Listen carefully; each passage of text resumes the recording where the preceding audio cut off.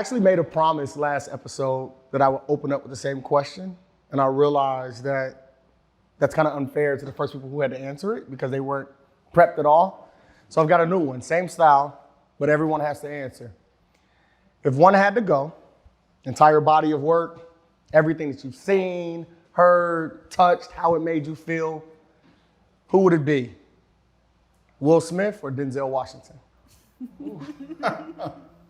Oh.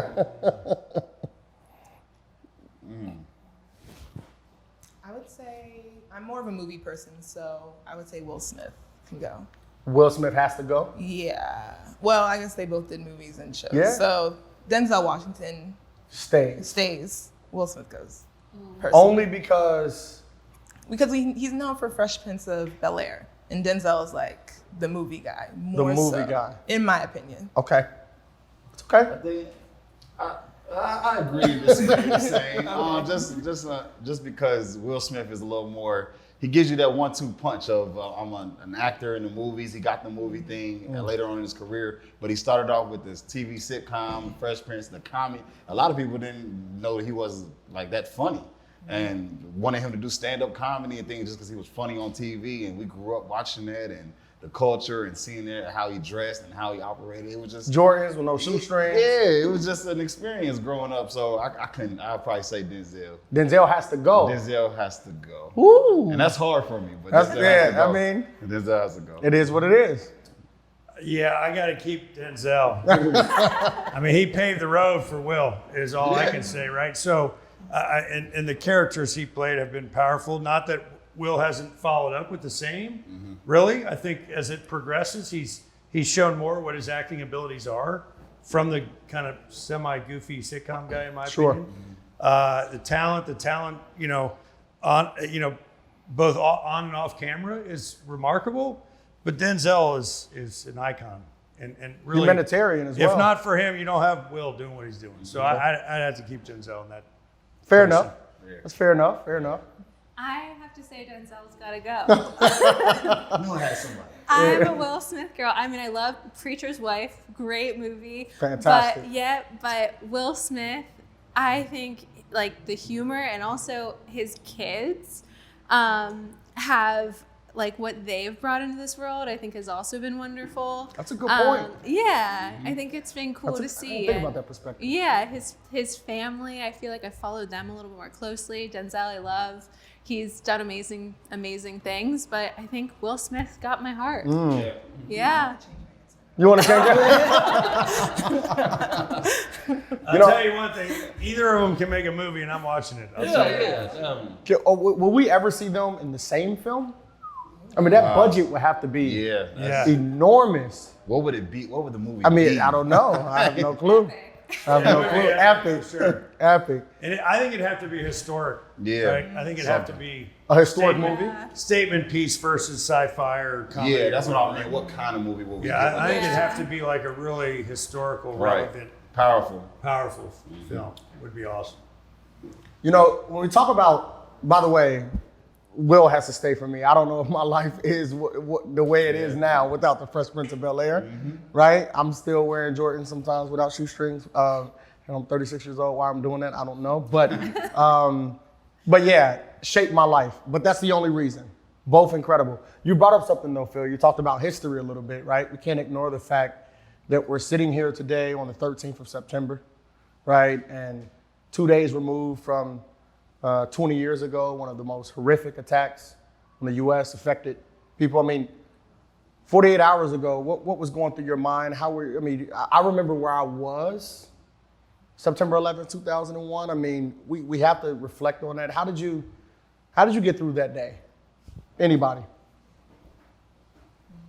For me, it was I remember, like you said, exactly where I was at the time, and sitting in the classroom, and it's all over the TVs, and we just didn't know what was going on. Like, crazy. People jumping out of buildings, like, and we were like, and I'm young. I'm in the 4th grade at this time. I'm a younger guy. So it was. My teacher said they had friends on the plane, and he was crying. Wow. I'll never forget that. And I was talking to somebody about it earlier today about like, where were you at? And then when they hit the Pentagon later on, we heard a big boom outside and everything. So it was just impactful, something you'll never forget. And wait, you heard the big boom? Oh yes.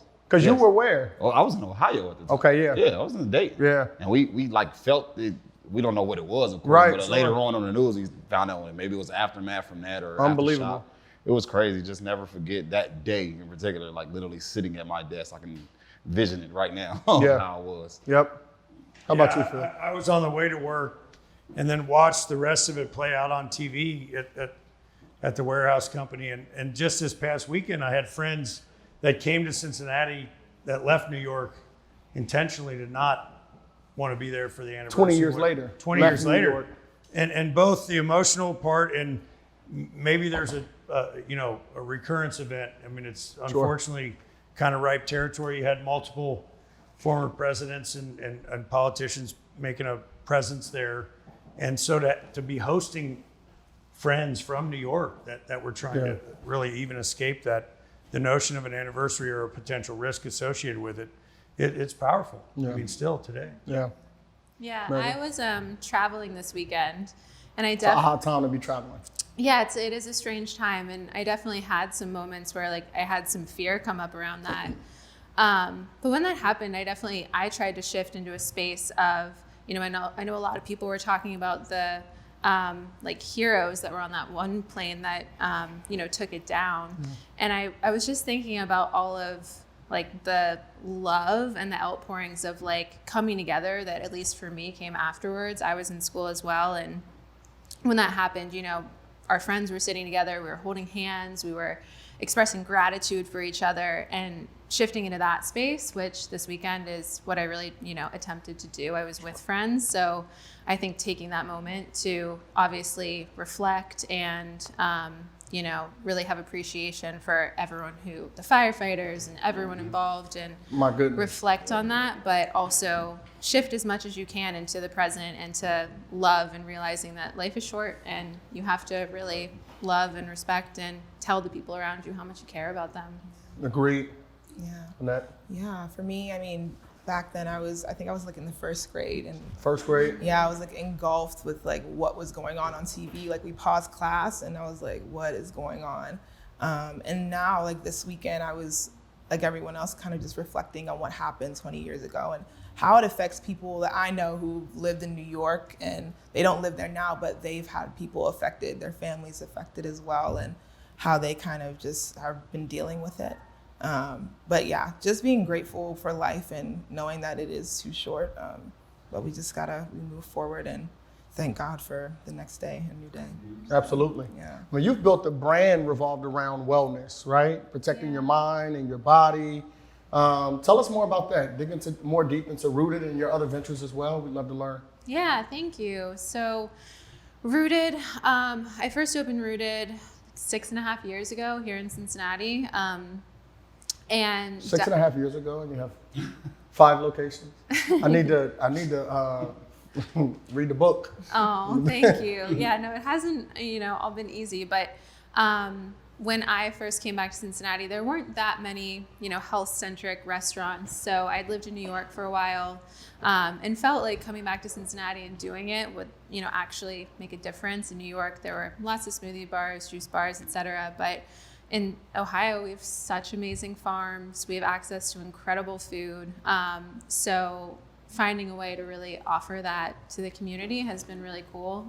The past year, it's obviously been challenging. I think it's been challenging for everyone in their different ways in food service, but I think it's been extra wonderful and amazing to be able to provide healthy food now and food that makes people, feel uplifted and healthy and energized, and also provides just a space for community. I think, storefronts are incredibly important, even though it's easy to order food from home and get on DoorDash and order something. I think it's been wonderful to create like safe ways for people to come in and grab a juice and actually like share experiences in a time that it's been hard to do that. So I think that's kind of all encompassed. Yeah, totally. I mean, Phil, how many people know? I got to learn it before we met, but your family is deeply rooted in produce, right? And has been running a produce company for how long? 125 years. Way before, buying the Cincinnati Reds. Because everybody associates Phil and the Castellini family, I think, with the Reds, but I mean, that's That's where it started. That's where the roots are in the food business. And we were sharing before we started. My two now college daughters, I would argue pretty much first to market in Cincinnati, and I have daughters coming up in that healthy lifestyle, and they really got connected to the brand. So congratulations on everything you've done there. But no, it's one of those things that I remember Dad was in college and talking about coming back to work in the family business or not. I mean, he could have easily gone to New York, Wall Street, whatever. And she said, Bobby, in the food business, you're always going to eat. That's very true.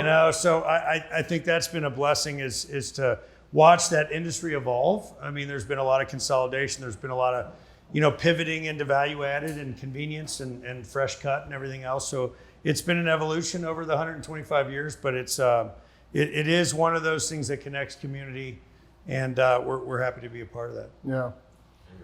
Rick, you could have went anywhere, right, with your craft, incredible musician. Why Cincinnati? Why stay here? Or why come here? Because you're from Dayton, but spend some time elsewhere. But why choose Cincinnati specifically for music? Cincinnati was just, they gravitated to me, actually. It was, I always we were just talking about it before we started. Cincinnati was #1 in my album streams. So it was a no-brainer. I said, I'm from Ohio, I'm going back home, I get to see my family a little more. The Fruition album? Yeah, the Fruition album. Wow. It was #1 in streams in Cincinnati specifically. So I said, that's a no-brainer. Let me just go there where they want me.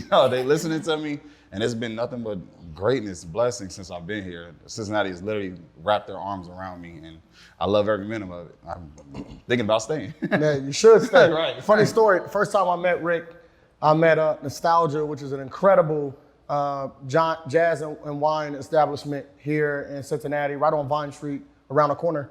And I'm listening to him play from the bar.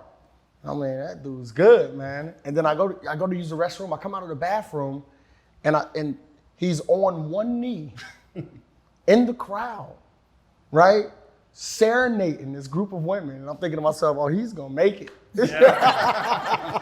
This is it. Hey, love it now. Serving the people. Yeah, incredible, serving the people. But you take it personal.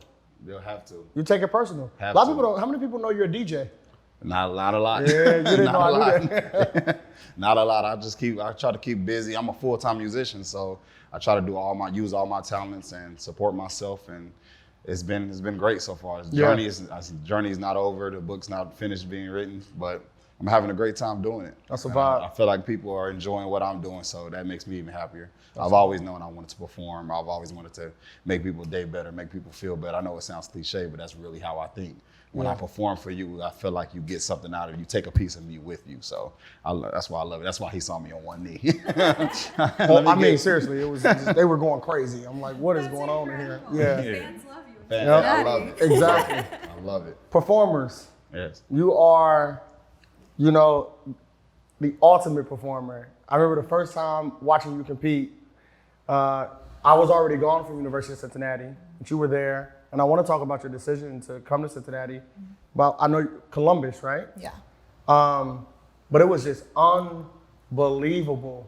What does that stage feel like when you're competing at that level with that gift and that athletic ability? And I'm sure people don't understand the training that goes into it, right? A lot of it is natural, but you still work. Oh, for sure. I mean, when I came here, I came off of like the natural ability, but like technique wise, that was not my strong suit at all, and something I've had to really work for. I mean, right now I train Monday to Saturday, so it's like really one day off. They say no days off, but you gotta have one.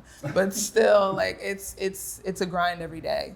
You gotta make it good. So yeah. If you had to, there's a lot of, we're starting to grow up our audience of people who watch the show, and one of the things that we're learning through the analytics is a lot of young people who watch the show, probably because of where we are, right? And we have a lot of youth come in and we kick them out of the shop all the time. Like, all right, y'all been here too long. But there's a lot of young, incredible athletes in this city, specifically young women of color. And track and field is typically the route they go. Like, what's that advice that you give them as they embark and continue on their journey? Oh man, that's big. Biggest advice for me, because like I said, technique and just like coming in, I wasn't like the best at what I was doing, but it got to that level. Yeah. I say the mindset is more important than anything. Taking care of yourself, doing the work, obviously, but mindset.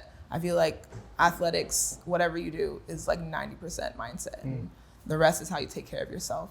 So if you believe you can do it, you can totally do it. And I know that sounds cliche, but that's literally what I've been going with for all my career. That's not cliche, that's real. I mean, Phil, you guys probably do a ton with your athletes in regards to keeping the mind sharp. Yeah, it is all about mindset. It's about, if you don't think you can do it, then what's the point of entering the field of play, right? So I think that's one of the differences that you're seeing in this year's team is these guys believe in each other. They believe in what's possible.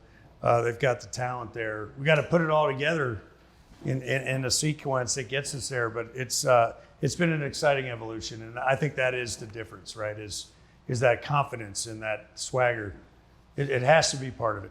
I mean, everybody's got God-given talent, but how you harness it, how you wrap the mental game around whatever sport you're in my opinion, I think is a huge part of it. Probably business as well, right? I mean, would you agree? Staying sharp.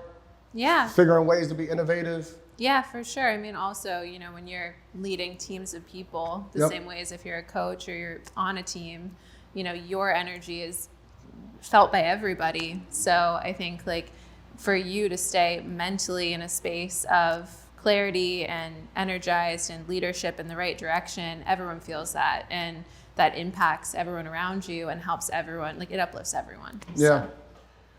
Yeah.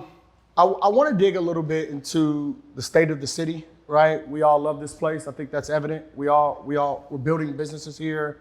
We have teams here. We compete here. We play here.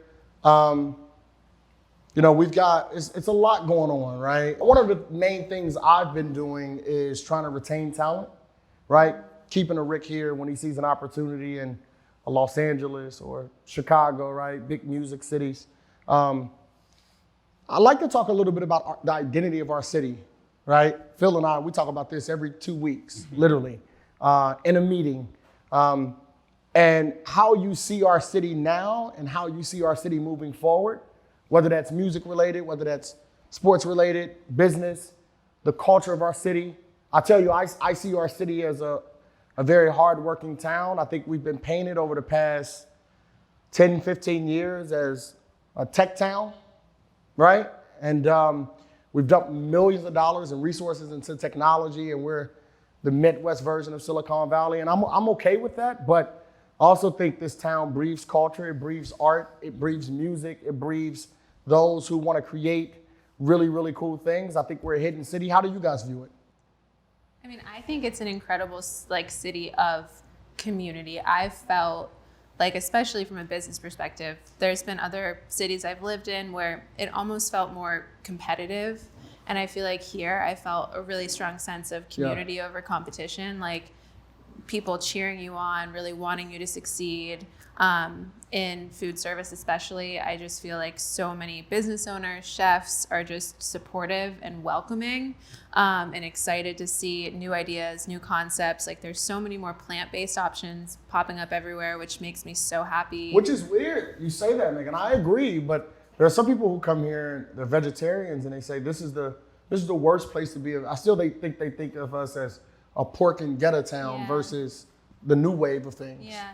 Well, I mean, we're known for Skyline, Montgomery, and Greeters. There are a lot of non-plant-based options, but I think if you do a little bit of research, you'll find that it's so much more complex. And a nice wine or things with layers, I think the more that you get to know the city and spend time here, there's a lot underneath the surface. And I think more and more of that is just going to continue to bloom. There's so much going into, revitalizing Findlay Market and different areas. Absolutely. And I think there's a lot of investment in our city in a really positive way. So, I know people think that Cincinnati is behind the times, but I don't think being slow moving is necessarily bad. I think it's I agree. Positive. I agree. Yeah. I mean, you guys took over the Reds what year? 06. Yep. But for me, it's we got to stop worrying about pretending to be something we're not. Mm-hmm. We need to celebrate what we are and build on that. We're a Rust Belt city. We're a transportation distribution hub. We are a city that was built on small private enterprise. There was over a couple hundred breweries in OTR back in the day, right? I mean, I think the notion of the small business is what built the city, is what helped the city stay healthy. So that is the renaissance that I see happening. And I think we've got to get it to grow out of the city into the surrounding suburbs, a lot of which are, neighborhoods dying for reinvention. But let's reinvent the neighborhood and keep the neighborhood there, right? I think there's tons of opportunity for music, art, culture, businesses. Clearly, yeah. I grew up in a small town, was blessed. My friend's dad had the grocery store, the butcher shop, the bar. And I think this is an American town that was built on that kind of thing. And I think we got to bring that back. And it's not about trying to figure out what to be next. It's about just celebrating who we are and getting back to that tradition and not having to be so humble about it. Yeah. Let's get out. You and I talk about it all the time. I try to sell this city as the diamond in the rough, the hidden jewel in the middle of the country that nobody knows about until they come here and they see it, they experience it, and they have a totally different impression than what we give them as a stereotype. I mean, frankly, that's as much on us as a city. We got to get out there and be a little bit more bold in celebrating what we have here. Before we move from that, I told Raven I was going to ask you this question because I know, but I don't think I watch how hard you work, right? I watch how hard you work, and if I grew up the way you did, right, with the father like that, I don't know if I think I'd be a spoiled brat. How are you not?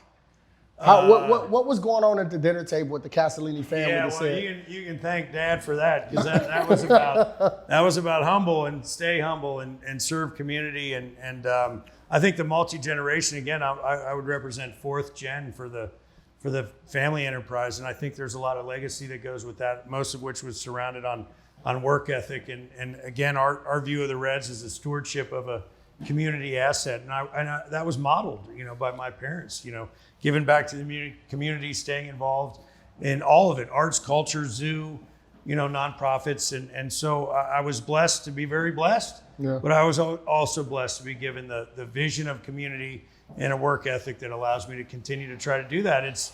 I'm proud of this town. I'm proud to live here, and I want us to look at it through a different lens than we traditionally do. It's time, in my opinion. That's very real. That's very real. 2024 Olympics, are you going to compete? Oh, of course. I'm gonna be there. Absolutely. Oh, yeah. I'll be there. Was that a tough decision for you? Or was that like, I'll just be back? I knew I'll be back. I mean, what happened this past Olympics was super heartbreaking, but I knew that I'm not going to stop. I feel like God's called me to do this. Yeah. I don't feel like, because when I came out of school, I actually didn't want to continue. I was like, okay, I'm good here. Yeah. I had good success in college. You have an entire career. Yeah, and I was like, you know what, I'm good here. And then I just felt like there's so many steps affirming, no, you should continue doing this. Yeah. And God's kind of just shown me that through and through. And I was like, okay, I'm gonna be here. I love that. So yeah, I love that. I'm going with that. People don't really know what happened, right? And we're heartbroken as a community. I saw you just a few days before you left, and you were excited. And I remember looking on, I was like, is she going to get a burger? She can't eat a burger, right? And you walked past the burger spot. I was like, thank God, right? But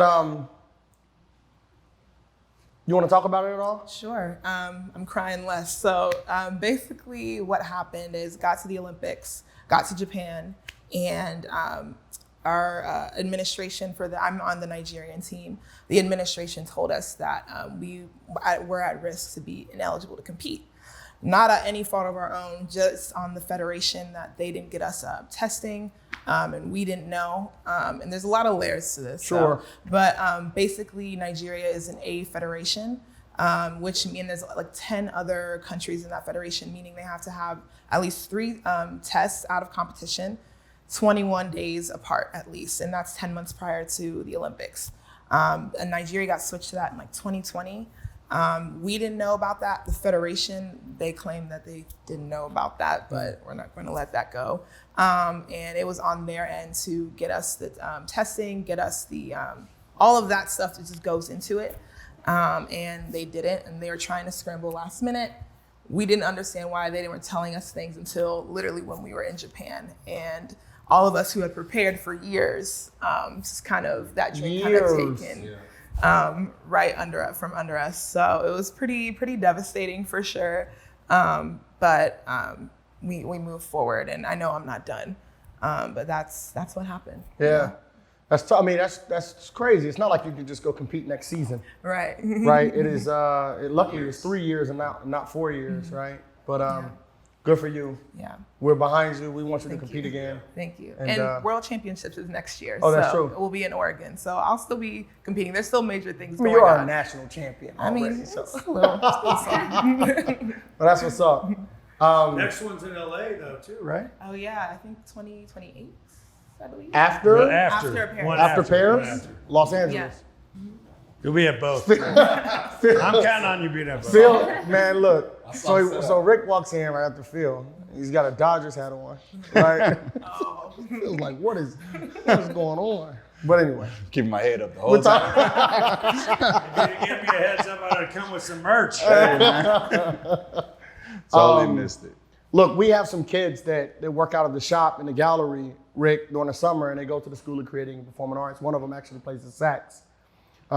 We think that they want to do it professionally. We think that one of them wants to go to film school, and the other one wants to be a full-time musician. Talk about the ups and downs of that, right? And also, like, when was the first time you picked up a saxophone? I actually didn't play saxophone till my last year, like the last semester of college. I went to college. What? I went to college on the scholarship playing the French horn.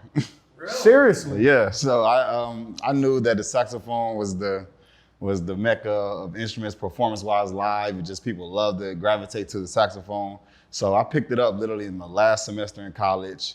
And my teachers was like, why are you going to switch this late? And why are you going to do it? Wow, that's crazy. And I said, I love the sound of it. I feel like it's going to take me where I want to go. But did you do band? I did. Oh, yes. Right. I did. I was going to say, man, you just don't pick up a French horn. Yeah, like I was in out of the box. I was in marching band and everything. Right. I was the drum major. I went to HBCU, Norfolk State University. I was the drum major in the marching band and everything. So I've been in band for years. I just didn't start playing the saxophone until my literal last second of Pick schooling. up a saxophone, like, yeah, I think I'm gonna play this. Yeah. And then make a career out of it. So this is my sixth year playing saxophone. I love every bit of it, but it's ups and downs, trying times. I was a music teacher straight out of college, and I made the decision last March when the pandemic hit to go full-time music, full-time. Who decides to move and quit their job during the pandemic? I don't know. Wow. But I've been blessed and been able to work nonstop, that grind that you were just talking about with you and the family not being spoiled and everything given to me. In a sense, I knew that this is what I wanted, so I had to work, and I can't say that enough. It was times a couple of months ago where I didn't have nights off, like performing Monday night, Tuesday night, Wednesday night, Thursday night, Friday, because this is the way I support myself. And then my album started doing really well, album streams, overseas. They're trying to get me overseas. Oh, wow. So I'm just blessed and can't wait for this pandemic to be fully over because I can go back on tour. My manager had literally booked the whole tour, and then COVID hit, and I had already left my job and resigned and everything as a teacher. But it's ups and downs. It's a struggle.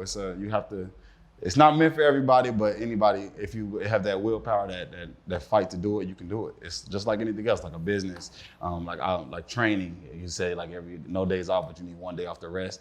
It took me a while to learn that. Like I need 1 day to just get back right, get my mind right, to focus. So I don't want to shortchange you on any performances. Because I saw you in the elevator once after a performance, and I thought you was gonna sleep going from the 4th floor to the 1st floor. And I was like, man, you are tired. And you literally told me, you're like, I gotta go home and get some rest because I gotta do a boat event tonight, a boating event. That's crazy. I think about, I've been thinking personally a lot about burnout, right? Making sure that I don't burn myself out and how I can stay passionate about the things that I'm doing, because I've realized that, Phil and I, again, talk about this all the time, that I won't necessarily get rich doing this work. That's not my calling. I'm not looking to do that. When I close my eyes at night, I'm fulfilled in other ways. But what are some of the ways, Megan, that you keep from being burnt out, right? You're working on a project right now for another location, and it's challenging. You were sharing that with me. What keeps it going? Yeah. I mean, for me, like making time and boundaries away from work is so important. time in nature, time outside, exercise. Fortunately, like when I'm at work, I can eat really healthfully, but I also love to cook. And when I first started Rooted, I like kind of stopped cooking because like everything was at my fingertips too. Like I didn't have to anymore because, I could go in and just get a smoothie. So making time for myself. And then I think friends, family, community, those around you who inspire you. For me, I used to get a lot of inspiration and downtime from traveling. In the past 2 years, it's been harder, but I think continuing to make that time for yourself, time with others, even if it's just a phone call, I think that connection piece to me, that is what really keeps me going. I just realized that we probably should have all had some of Rooted juices. I know, I here should have instead brought of some. I'm like, you know what I mean? I'm the branding guy. Right. Phil put his hand out. If the hand Here's one of those maybe immunity feel, ones right now. maybe That feel weekend. terrible. Maybe feel terrible. I mean, Phil, you've been transparent about this publicly. You guys lost a ton of money this past year. I mean, I can only imagine how stressful that is. What keeps you going? What keeps that fire in you? Well, for me, the variety, right? I think we're involved in a lot of different stuff. And I think one of the things that we've embraced at the Reds is our, role as stewards of a community asset. And so, as you know, there's so many different things that flow through that and keep me connected. As a kid, I was like the ADD kid before ADD was a thing. Mm-hmm. You know what I mean? So now when you got a lot of plates spinning, that fits well with my DNA. You know what I mean? So I love being involved in a bunch of different things all at the same time. And we're blessed to have a really great group of people at the Reds that help all that stuff stay going. And so I really do think it's the variety and the combination, between the primary gig and the community stuff is really what keeps me going and excited, because I like everybody in this room, this city is about what it is, but it's also about what we can make it be next. And I think that's really what's exciting. Yeah. Because that really is, it's an opportunity, it's a blessing, it's a responsibility, for lack of a better word, right? Like, who, if not us, who, right? So that keeps me pretty motivated. That's real. I mean, outside of gold medal, let's speak it into fruition. His album's named Fruition, by the way. Did you know? I'm good at this. Like Montel Williams. But the training, I mean, seriously, that fire has to be crazy. I mean, I know you're competing in between times, but the Olympics are the Olympics. But what keeps it going? What keeps it going? I've watched your training sessions. I get tired just looking at them on Instagram. So. I mean, for me, what keeps it going? I feel like, honestly, I just started. I mean, I've been doing this for 7 years now, but it feels like I'm just beginning. I feel like I'm just coming into like the newness of it and really being at my kind of peak of it. But I think for the everyday grind, I think it's me and my coach's like dynamic. I would say we vibe really well, and so we bounce off like energy from each other. And then also I'm a volunteer coach at UC. I saw that. And so I really love just like helping the team there. So when I practice is when they're also practicing, and I get to like engage with them. Like, oh, I'm struggling with this, or like, oh, like I saw you did this, and like you're doing really well. Just encouraging them. I think giving my energy to them also gives me more energy to keep going, and they feel inspired by me, which is like, oh, thanks guys. But that inspires me. So before we go into what I want to talk about next, have you guys seen the University of Cincinnati stuff?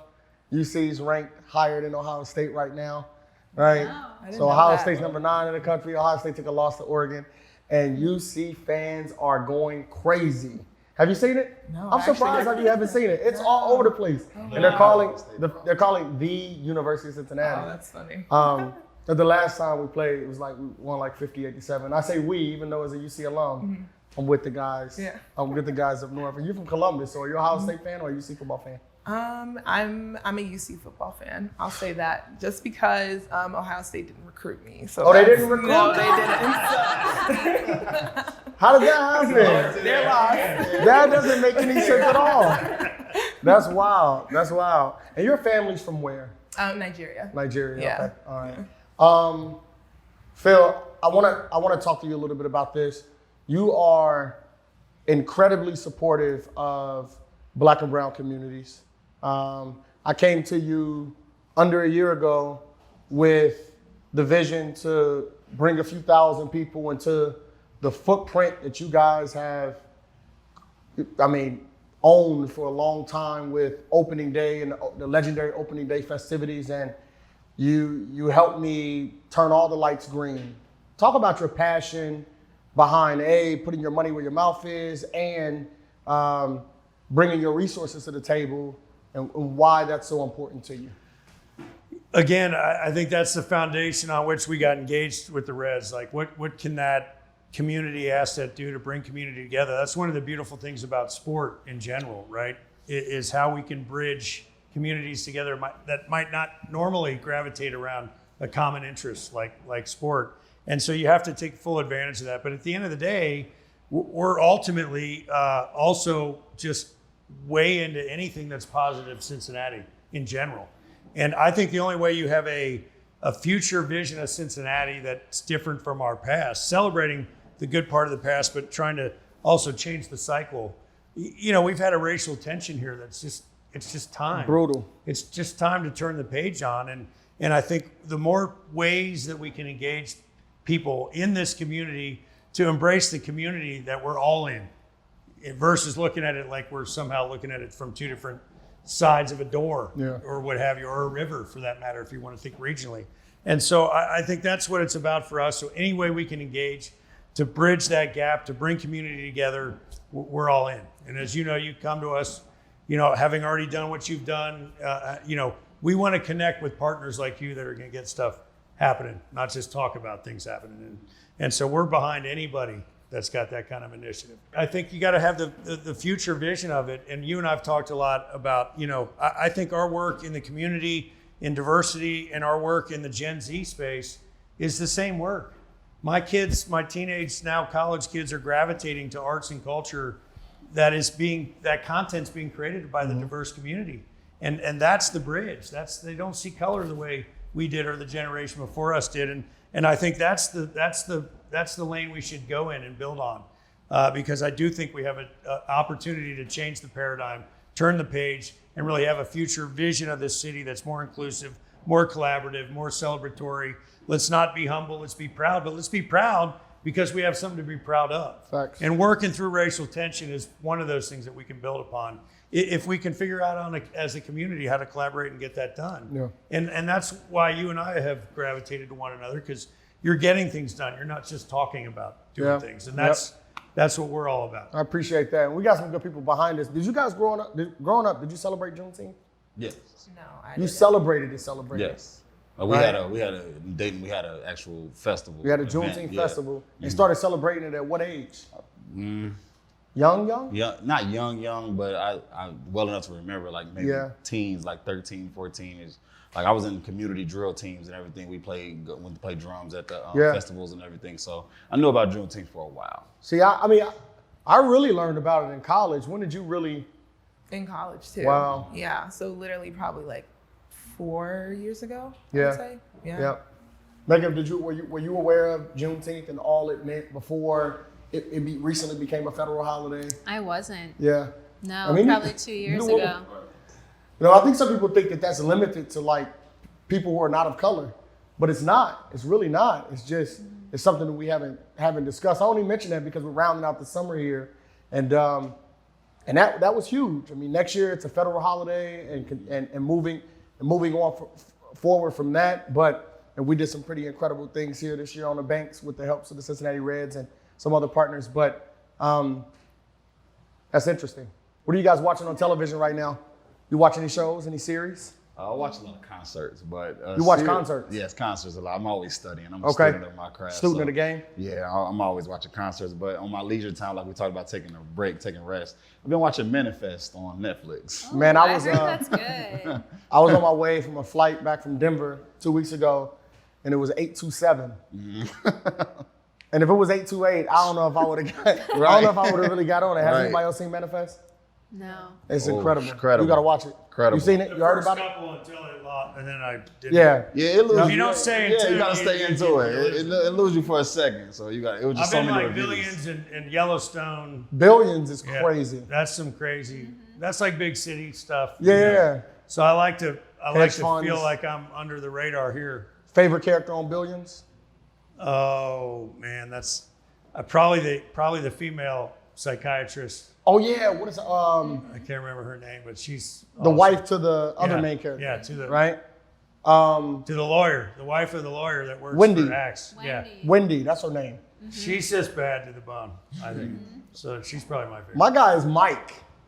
Bobby Axelrod's like, The number 2 guy. Yeah. The party guy. Yeah. The party favor guy. Well, Candy what's not to Town. like about him? Candy Town. He is Candy Town. He is But no, Candy Town. I think the other one. You got to tell him what Candy Town is a little bit. Well, so, Cincinnati, we get involved in baseball, and we're starting to, run around at the league level at the New York offices and whatnot. And let's face it, we're the smallest market in baseball, and they kind of look, we've got a lot of great history, but at the end of the day, we're a small market team. And so, we had to start socializing the fact that, we got more going on here than you think. And I remember, we started to do things at the league level, civil rights game. We were fighting to get an all-star game here. And I'm like, you guys got to come to Cincinnati, man. It's Candy Town. We got everything going on here. It's close. Selling It's it. here. So I'm Right just there. selling this vision. And what happens is when they come here, especially from the big cities, it's like all the big city benefits without the hassles. And so artists, musicians, the film commission we talked about, these people come to Cincinnati and experience what we're talking about. We can back it up, right? And it's time to have a little bit of hype around it. So I've been trying to socialize the Candy Town is what Cincinnati's all about here. So Marketing right there. That's what great we gotta marketing. do. That's great marketing. told- right he there. told- You gotta believe in the swag and then sell it. You know what I'm saying? He told me, so one of his buddies on this, and they were out at a golf course. His buddy moved here, got married, had 3 kids, and he looked at Phil, he said, Candy Town my ass. Come on now, remember the first pitch. Remember the elevator pitch. That's a great way to put it, though. Cincinnati literally has the big city feel without the hassle. Yeah. I really when he just said that, I'm like, it clicked to me. Like it's really like a big city It is. I'm without telling you, all you have the events here. Yeah. It's all walkable. I'm telling you, the big events. Little And traffic, We all those we things. got to create the environment to have them, and then we got to go fight for them. I gotta put that on my website, Phil. I gotta put that on my Candy website. Town? Yeah. Yeah. Come see me in That's Candy it. Town. I gotta put that on my Man, website. We got it all. We got rooted. Yup. We got Olympic athletes. We got musicians. We got it all, man. We got a great cast. You moving here recently, we know we still got a lot of work to do in Cincinnati. We're still one of the most segregated cities in America. Do you feel that as someone who comes to Cincinnati? I do not. Okay. And even listening to you, I was very interested about what, like you were saying, Cincinnati has come from, and how you want to be bold and not be humble and see where we're going in the future. I've seen nothing but literally people wrapping their arms around me. How you were saying about people show more love and it's not really competitive. But the only competition I've seen is that iron sharpening iron type of fit. That's what I've seen from different musicians, different entertainers, whether they play an instrument or sing, anything like that. It's more of an iron sharpens iron type of feel for me. So that's what Explain I get out that. of Go Cincinnati. deeper. Help me understand. Just more people with, like you said, helping you. You see a helping hand more. I've been in 4 other different cities. And Okay. sometimes it wasn't like that. It's something like, well, what can I get out of me working with you? What can I build on me working with you? More now, competitive yeah, than collaborative. more competitive than collaborative. Now here it's like, how can we work on this together? I know if I'm good in this area and you're good in this area, let's put it together and we both become something great. I think that's the hidden gem that we got to keep building on. The connectivity, the ability to connect in this town, as you know, in your lane, at the highest levels from corporate to arts, culture, restaurant. I mean, this city, you can connect really quickly, really easily if you have the focus on collaboration. I think that's the ability we have to be more nimble and move faster and be hipper, quicker. But we have to embrace it to do it. It could be like our That secret sauce. the access It's definitely is more a difference personal maker here. It's more personal here. Access. You agree with me? I agree. I think it could be our secret sauce. I was responding to an interview question today, something media related, and I was talking about the collaboration factor here, and the fact that I think the silos we're breaking them down a little bit, because some people used to move to Cincinnati and feel like it was a tough city to break into, right? We had a bunch of groups and cohorts of people, and it was cliquish, if you will. You haven't felt that. No, I haven't. A lot of people have said that to me. Different. Well, that's business good. owners, The different narrative is changing. Mm-hmm. But one of the cores of the city, it's parochial. east side, west side, north side. What high school did you go to? Right, high school. It's high school, and on the other side of the river, it's what county you live in. And so I think that's the part, but that's the part we got to celebrate, but then figure out how to collaborate. Because if you stay in those lanes, we're not going to take the city where it wants to go next. And I think that's what this generation has the opportunity to do: celebrate the parochial, historical, the roots, but then collaborate to make it a more vibrant, exciting city we can all be proud of, to be out preaching the Candy Town message nationally, Candy Town. globally, Facts. right? Candy. You feel me? I agree. I totally agree. Did you feel that coming here as a student? I mean, it was. I know you were on campus and had your teammates, but Yeah. I wouldn't say, at least for me personally, I felt pretty embraced on my team in Cincinnati. And even now, like, people reach out to me and be like, oh, we're rooting for you. We're so sorry this happened to you, or what have you. And like, we know you're going to do great things in the future. that love like, is dope, right? Yeah, like I never really feel that. But I know it's there. I mean, I'm not going to be ignorant of that. And definitely, but like you were saying, like, Cincinnati has a place to grow and really be that candy town that everybody wants to come to. So I think it's a beautiful thing, beautiful opportunity. We getting in the playoffs? Yeah. I mean, we got to find the bag of bats with all the hits in them, but we'll get there. Yeah. It's a scrappy team. That'd be big for us. Scrappy team. That'd be big for us. Very big. Are you Town's ready? ready. Are you a Town's Reds fan? ready. You did grow up I in am a Dayton. Reds fan, actually. I know you got. I am a Reds He fan. had a wardrobe malfunction today. But otherwise, he's a huge Reds fan, so he says. I tell you, he's gonna have a box of hats at his house. My first debit card ever had a You had the Reds logo on the debit card? Yes. There we go. I feel you. Shout out to the sponsors. That's where I learned it from, by the way. Seriously. There it is. Seriously, my Yeah. first one. All right, there we go. I got the same one. Okay. It's important. I've never seen anything done like this around our town before. And again, I keep saying this, but Phil and I talk about this all the time. And Megan, we've talked about it here. I've dedicated my life to the city and filling the gaps in it. And all of you play a key role in that. Stay here, build here. Let us know how we can continue to collaborate and build together. But this has been incredible. I just appreciate all you guys spending time with us. And next time we do it, we'll get some Rooted episode sponsored by Rooted Juicery. Yeah. Thanks a lot. Appreciate you guys. Thanks. All right. Thank you, man.